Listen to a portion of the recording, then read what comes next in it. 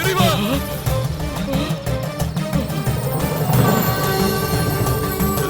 இறைவா, இதை பார்க்கும் பொழுது சுற்றும் உலகம் சற்றென்று நின்றது போல் தோன்றுகிறதே.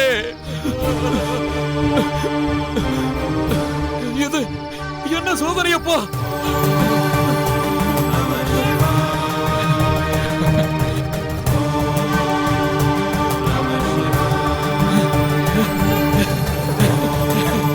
ஓம் நம சிவாய.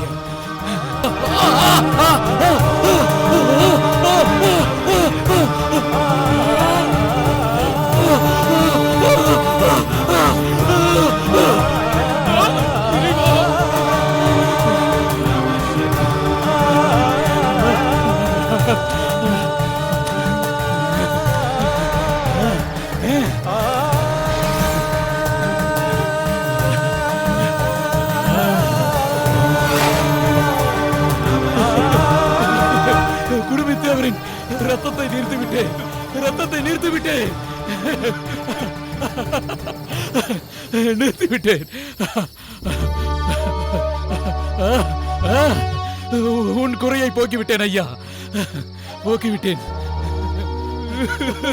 உன் குறையை நான் போக்கிவிட்டேன் ஐயா.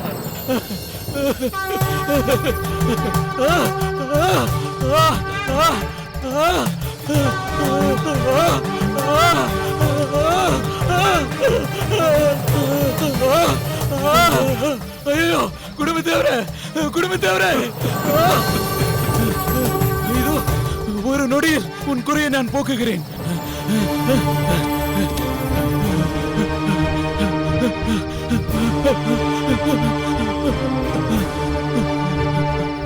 கண் தெரியாமல் நான் எப்படி வைப்பேன்?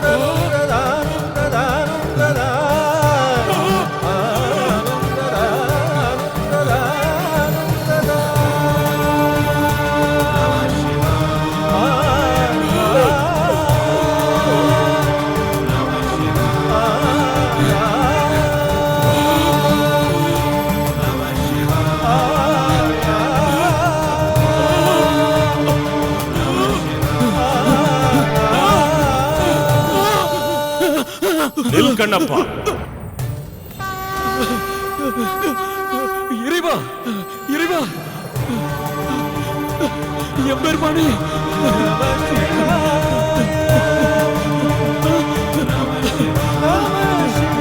ஐயா, குடுமித்தேவராய் அவதரித்த பரம்பொருளே, என் மேல் உனக்கு இவ்வளவு பற்றா?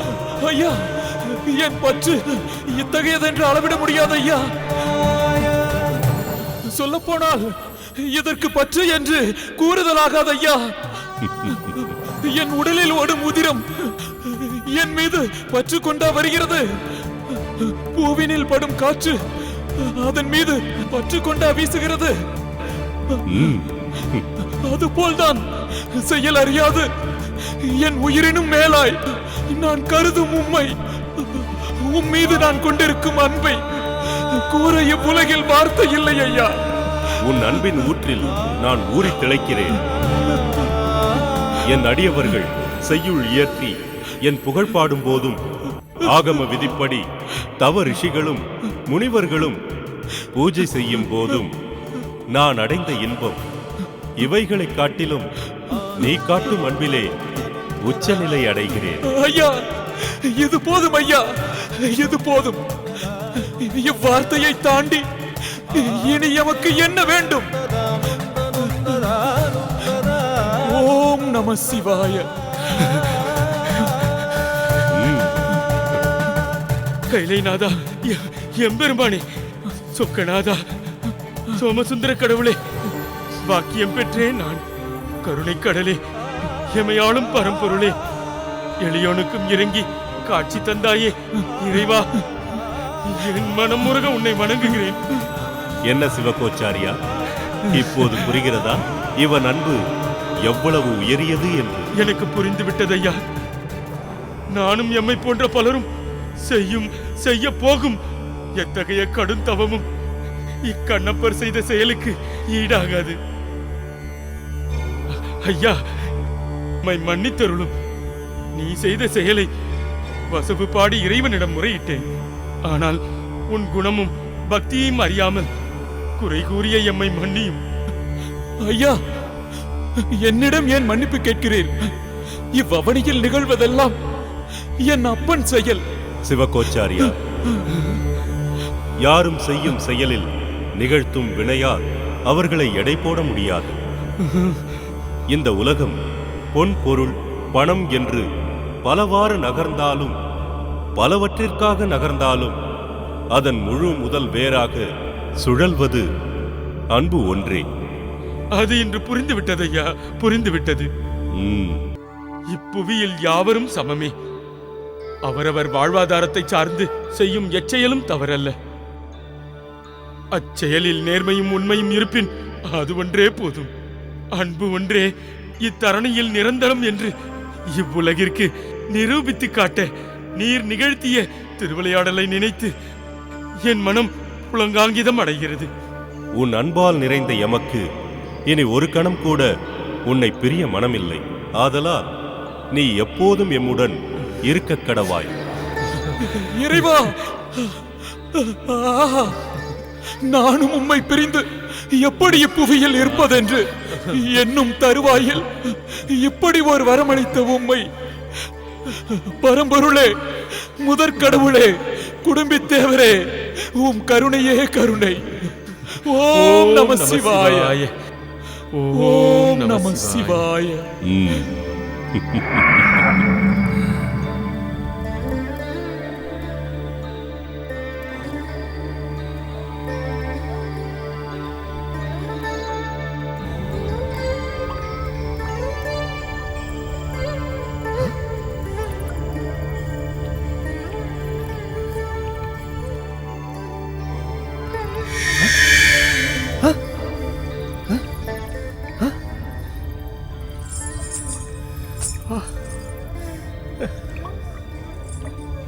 ஆஹா ஆஹா, இறைவனின் திருவிளையாடல் அற்புதமானது. எந்த எதிர்பார்ப்பும் இல்லாமல் எண்ணத்திலும் செயலிலும் அன்பை மட்டுமே சுமந்த புண்ணியவான் கண்ணப்பர். அவரின் அன்பை இவ்வுலகிற்கு வெளிக்காட்ட இறைவன் நிகழ்த்திய சம்பவங்கள் எண்ணி பார்க்கையில் என்னுள் சட்டென மின்னி மறையும். அந்த பெரும் வெளிச்சம் அப்படியே உறைந்து நின்று அந்த வெளிச்சத்தின் ஊடே இவ்வுலக இன்பங்களையெல்லாம் கண்டும் கேட்டும் உணர்ந்தும் அனுபவிப்பது போல் இருந்தது. ஆனால் சிவநெறி சைவ நெறி பிறழ்தல் எப்படி சாத்தியம் என்பது மட்டும்தான் விளங்கவில்லை. எதிலும் குறை காணாது போனால் முழுமை அடைவது கடினம்தான். இவ்வுலகில் நிலவும் அன்பின் விலை கைமாறுதான் என்றாகி போன பின்பு எந்த மாற்றுப் பொருளின்றி அவர் கொண்ட அன்பு ஒன்றே போதாதா?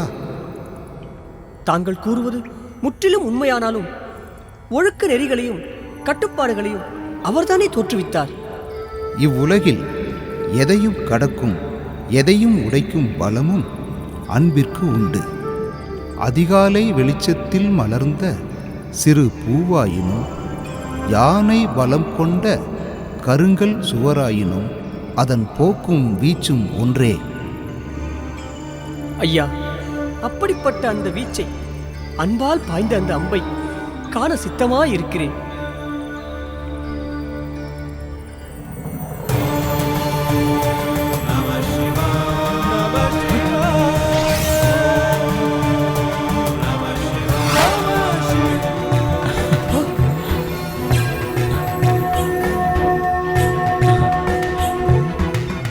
ஐயா, உலகப்பற்றின் சொரூபமே கண்ணப்பரே, உம்மை கண்ட தருணம் தாயின் அன்பு நிழலில் நிற்கும் சேய் போல் உணர்கிறேன்.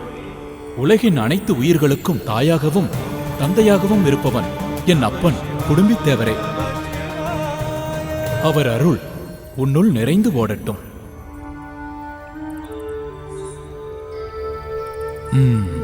ஐயா, இவ்வுலகில் உள்ள அனைவரும் சைவ நெறியுடனும் அகம விதிப்படியும் இறைவனை தொழும் தருவாயில் விதிகளை உடைத்த இறைப்பற்றை அந்த இறைவன் ஏற்றுக்கொண்டதற்கான காரணம்தான். வல்லவராயா, உலகில் உள்ள உயிர்கள் அனைத்தும் ஓர் செயல் ஓர் எண்ணம் என்று கொள்வது எளிதல்ல. அவரவர் இருக்கும் நிலையில் அன்பு வெளிப்படும். அது சரிதான். அதற்காக இறைச்சியையும் எச்சிலையும் இறைவன் எண்ணத்தில் மீன் பிடிக்கும் பரத குலத்தோரும் பிணம் எரிக்கும் ஈசான குலத்தோரும் அர்ச்சனை செய்யும் வேத குலத்தோரும் ஒன்றே. மானுடருக்குத்தான் செய்யும் தொழிலும் அதன்படி அவர்கள் வகுத்த சாதி நெறியுமே தவிர இறைவனுக்கு இல்லை. உண்மை அன்பு ஒன்றே உயிராய் கருதுபவர். தன் மீது அன்பு கொண்டவர்கள் பித்து கொண்டவர்கள் மீது அவரும் பித்தமாயிருப்பார். ஆதலால்தான் அவருக்கு பித்தன் என்ற பெயர் உண்டு. ஐயா, அப்பித்தன் மீது நீர் பித்து கொள்ள என்ன காரணம்? காரணம், குறிக்கோள், பிரதி உபகாரம் என்ற எந்த வார்த்தைகளுக்கும் ஈசன் முன் எனக்கு அர்த்தம் தெரியாது. அவர் என் கண்மறைத்த சூரியன், என் முகம் நனைத்த கடல் அலை, என் மனம் குளிரச் செய்த வெண்பனி, என் உள்ளம் சிறுக சிறுக சேர்த்து வைத்த மொத்த அன்பிற்கும் முழுமுதற் பொருளானவர். அது மட்டும்தான் யாம் அறிவோம்.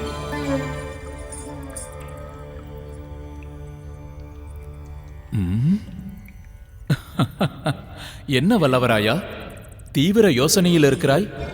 ஐயா, இறைவனின் கண் இருந்தால் இவ்வுலகமே இருண்டுவிடும் என்றும் அவருக்கு நேரும் இன்னல் எமக்கானது என்றும் எண்ணி உம் கண்ணையே ஈடாய் கொடுத்தீர். உம்மை அவர் சோதித்தால் அதில் ஒரு பொருள் உண்டு.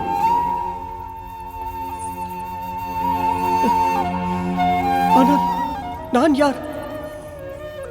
என்னை அவர் சோதித்ததற்கான காரணம் என்ன? என்னை இங்கு அழைத்து வந்தது எதற்கு என்பதுதான் என்னால் புரிந்து கொள்ள இயலவில்லை. இவ்வுலகில் எதற்கும் விடை உண்டு. ஏனெனில் கேள்வியை உண்டாக்கியது என் அப்பன் சிவனே. விடை அவனிடம் நிச்சயம் காத்திருக்கும். அதற்கான சரியான தருணம் வருகையில் அவர் நிச்சயம் உன் குழப்பம் தீரும் வரம் தருவார். ஐயா, அந்த நம்பிக்கையில் தான் ஐயா என் நெஞ்சில் சோகத்தோடும் அந்த இறைவனை நினைத்தும் இங்கு காத்திருக்கிறேன். உன் நிலை இறைவனுக்கு தெரியாமல் இருக்காது. அவர் செயலின் பொருள் உணரும் தருவாயில் நீ அடையும் ஆனந்தம் இவ்வுலகோர் யாவரும் அடையாயதாயிருக்கப் போகிறது. ஐயா, தங்களின் வாக்கு விரைவில் மெய்ப்பட்டு அவ்விறைவனை நானும் கண்டு அருள் பெற வேண்டும் என்று எனக்கு ஆசை வழங்குங்கள் ஐயா. குடும்பித்தேவரே போற்றி. ஓம் நம சிவாய.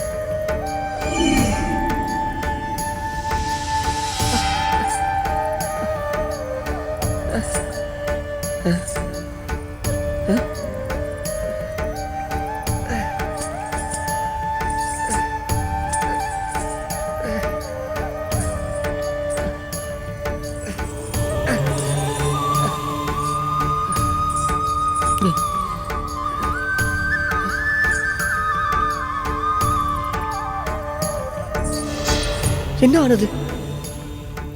ஏதோ ஒரு உருவம் என்னை அச்சமடைய செய்தது.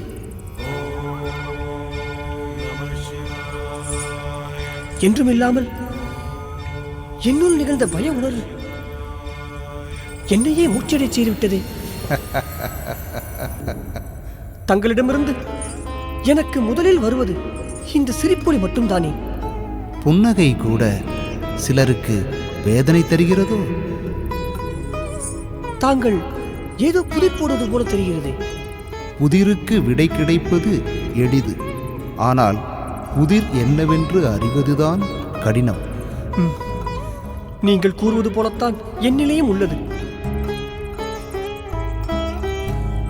அவரை அறியும் நிலையில் நான் இருப்பதை உணர முடிந்த எனக்கு அவரை கண்களால் பார்த்து மனதால் உணர்ந்து என்னை நானே மறக்கும் நிலையை அடைய முடியவில்லையே என்ற ஏக்கம்தான் என்னை வாட்டுகிறது.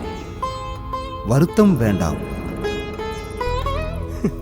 வருத்தம், இந்த வார்த்தைக்கான அர்த்தமே என்னில் ஏற்பட்ட ஏக்கத்திலிருந்து தான் புரிந்து கொண்டேன்.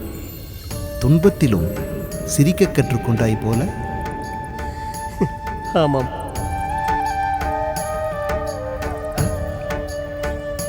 தாங்கள் கெட்டிக்காரர் தான். நான் கேட்ட கேள்விக்கு பதில் கூறாமல் என்னையே மறக்கடித்து விட்டீர்களே. உனக்கு ஏற்பட்ட அந்த பய உணர்விற்கான விடைதானே? ஆமாம், ஆனால் அந்த உணர்வு என்னுள் ஏற்பட்டது. அது அனைவருக்கும் ஏற்படும் சாதாரண உணர்வு என்று நினைத்தேன். ஆனால் தாங்கள் கூறுவதை பார்த்தால் அதில் ஏதோ ஆச்சரியங்கள் நிறைந்திருக்கும் போல் தோன்றுகிறதே. மானிடர்கள் தம்மை பயம் அற்றவர்களாக காட்டிக்கொள்வதுண்டு. அனைவரையும் கவரும் ஆற்றல் பெற எண்ணுவதும் அதன் பயனை பெற்று பெருமிதம் கொள்ளவும் நினைப்பதுண்டு. ஆனால் இவற்றிற்கு அப்பாற்பட்ட நிலையை எய்த ஒருவரை உன் வாழ்வில் கண்டதுண்டா? மானிடர்கள் அனைவரும் மனதைரியமும் ஆற்றலும் அழகும் பெறத்தான் விரும்புவார்கள். மேலும் அதுதான் மதிப்பும் மரியாதையும் தருகிறதென்று அஞ்சா மனத்துடன் தெரியும் பலரை நான் கண்டிருக்கிறேன். நீ கூறும் அதே மதிப்பு மரியாதை ஒருவரின் வாழ்க்கையை மாற்றினால், மாறிய வாழ்க்கையை கண்டு பலரும் பயந்து ஒதுங்கினால் எப்படி இருக்கும்?